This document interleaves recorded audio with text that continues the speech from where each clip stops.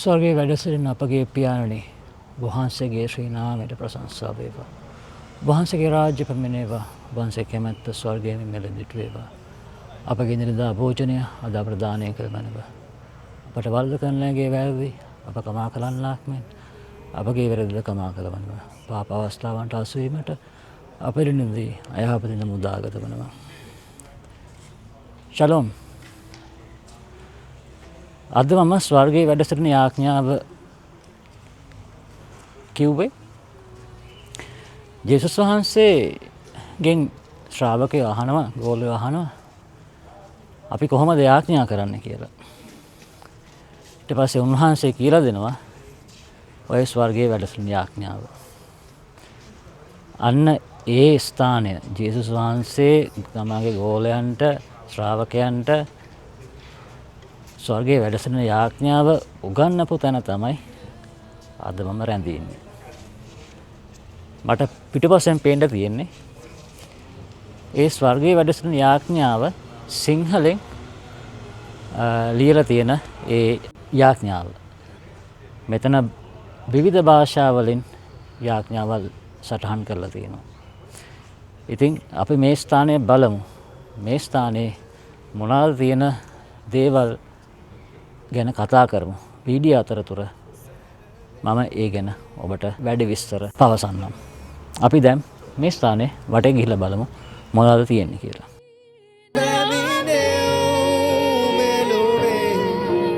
ඔබේ රාජධානේ පිටුවේ විවිධ භාෂාවන්ගෙන් මෙතන ස්වර්ගයේ වැඩ සිටින යාඥාව සටහන් කරලා තියෙනවා. විපතින් අප මුද නුමැනේ විපතින් ඒ අතර මට හම්බෙච්ච මේ සිංහලෙන් සඳහන් කරලා තියෙන ස්වර්ගයේ වැඩ සිටින යාඥාව ඉතා විශේෂයි. මේ ස්ථානයේ මෙතන සඳහන් කරලා තියෙනවා මේ සටහන පරිත්‍යාග කරලා තියෙන්නේ මෙතනට ගර්ට්‍රූඩ් නානාක්කාර කියලා කාන්තාවක් කොළඹ අගරදුගුරු නිවසෙන් තමයි මේ ස්ථානයට මේ දේවල් ලැබෙන්න සලසලා තියෙන්නේ 1990.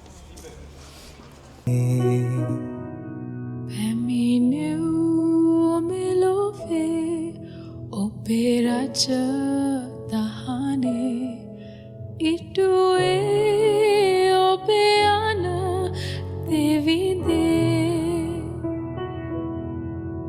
දින දින අපේ බත දෙනු බැන. මේ ස්ථානයේ තමයි සාමාන්‍යයෙන් දිව්‍ය පූජා පවත්වන්නේ. මෙතන ශිළු අල්තාරය තියෙනවා. පියතුමාලට වාඩි කිරීම සඳහා ගල් බංකුවක් තියෙන ප්‍රධාන පියතුමාට මේ ස්ථානයේ වාඩි වෙන්න අවස්ථාව තියෙනවා. විපතින් අප මුද නුමැනේ. මෙම ස්ථානය පිහිටලා තියෙන්නේ ජෙරුසලමේ ඔලිව් කන්දේ ජේසුස් වහන්සේ ස්වර්ගාරෝහණය වුණු ඒ චැපල් ඔෆ් ඇසෙන්ෂන්ස් කියන ස්ථානයට ආසන්නයි. එතන ඒ හන්දිය තමයි මේ ස්ථානය පිහිටලා තියෙන්නේ. එතන මෙම ස්ථානය පරිපාලනය කරන්නේ කාමලයිට් කන්‍යා සොහොයුරියන්. 4 සියවසේ ඉදිකෙරුණු බයිසන්තීන් දේවස්ථානය. ඔබ දන්නවා ඊට පස්සේ තුර්කී ඔටෝමන් පරිපාලනය විසින් ඒවා විනාශ කරා. ඊට පස්සේ ආය ගොඩනගලා තියෙන්නේ මෙම දේවස්ථානය ප්‍රංශය මූලික වෙලා. මෙම දේවස්ථානය කතෝලික දේවස්ථානයක් විදිහට තමයි පරිපාලනය කෙරෙන්නේ.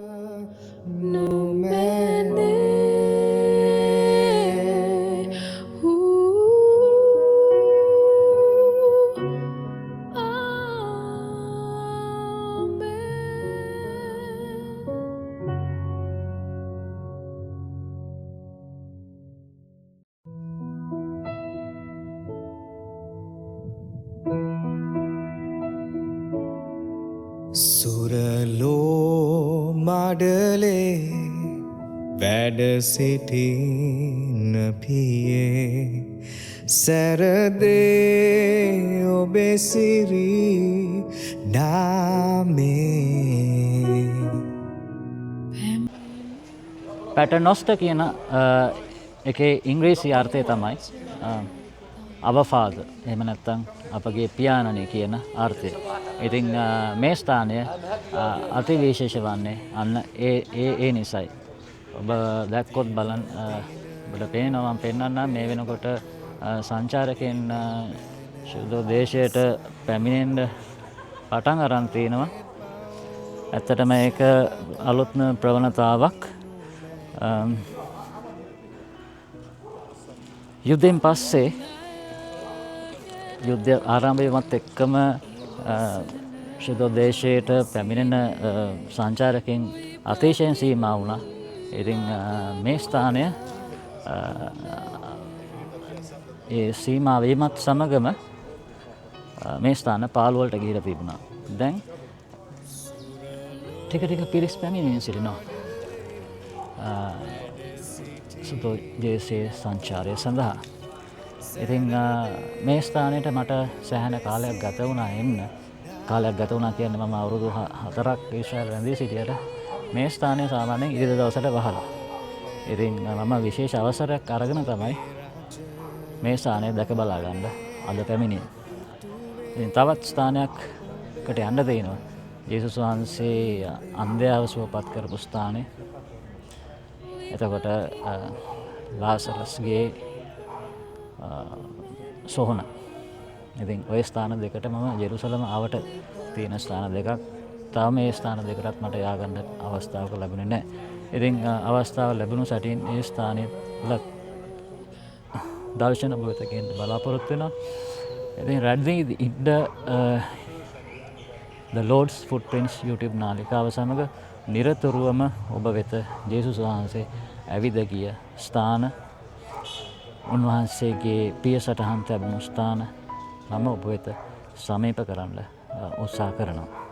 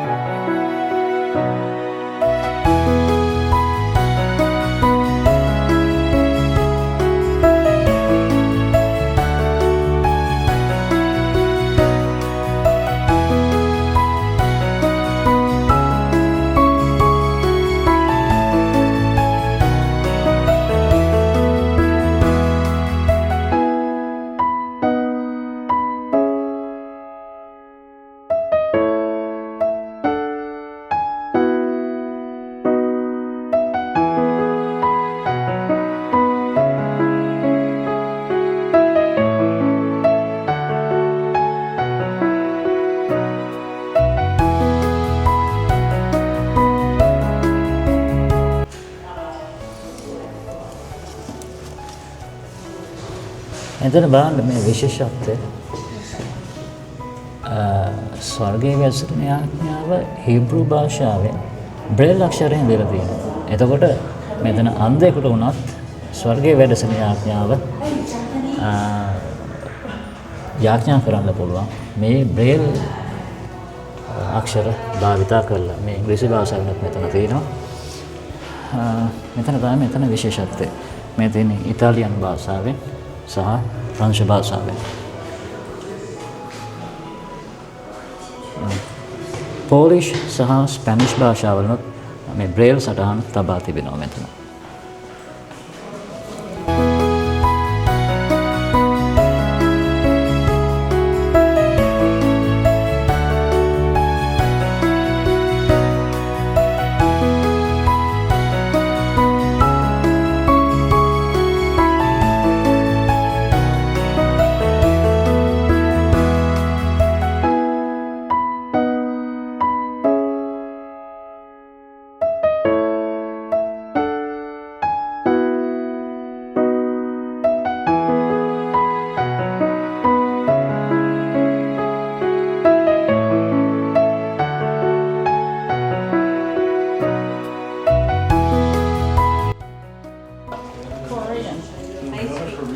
මේ ස්ථානෙත් ඔබට අවශ්‍ය නම් මේ දේවල් ලබා ගන්න පුළුවන්.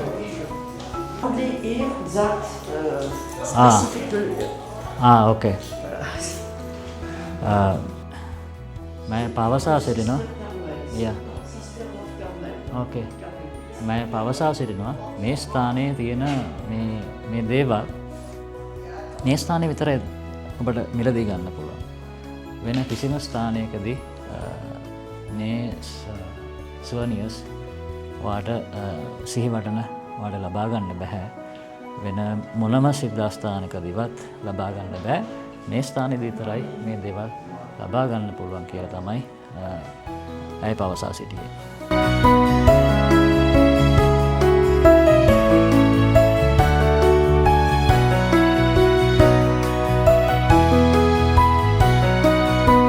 තවත් මේ වගේ වීඩියෝ එකකින් ඔබ යලි හමු වෙන බලාපොරොත්තුෙන් සමගන්නවා The Lord's Footprints YouTube නාලිකාව සමග රැඳී සිටින ඔබ සැමට ස්තුතියි. ජේසු පිහිටයි. සුබ දවසක්.